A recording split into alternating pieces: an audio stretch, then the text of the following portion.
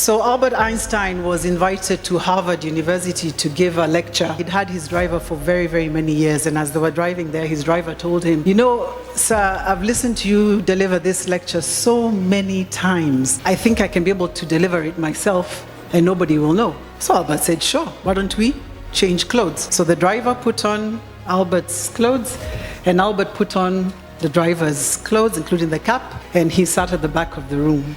So as he's giving the lecture, he comes towards the end of the lecture, and one of the Harvard University professors, who also, by the way, went to Alliance, decided to ask a question about the theory of relativity. Now, the driver was stuck. So the driver thought and then said, "That question is so easy, even my driver over there at the back can answer that question."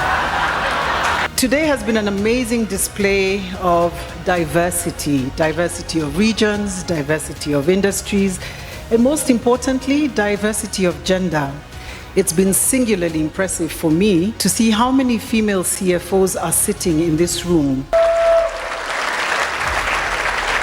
as well as the number of female partners in audit firms, and most importantly, the CEOs of the Big Four audit firms. There's also diversity of age. Bilal stood up to win the Young CFO of the Year award, and everybody was like, huh? Let me just remind you guys that when Barack Obama became president, he had black hair. And by the end of the first term, he was a silver fox like the Bilal. Quite clear that Azampe and White House have the same stress was up. The CFO of the Year award is a proven financial leader who has consistently demonstrated exceptional performance over the years. Leading by example, this person has set the bar for others to strive for, displaying unmatched skills, attitude, and results. It is my great honor to present the CFO of the Year award, and the CFO of the Year goes to Dilip Pal.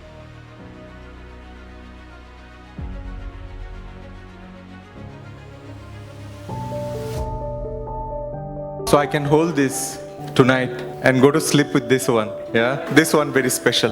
5.5 years back, I think in June 2020, peak of COVID, I got a call from Safaricom saying, "Are you interested to come to Nairobi and join Safaricom?"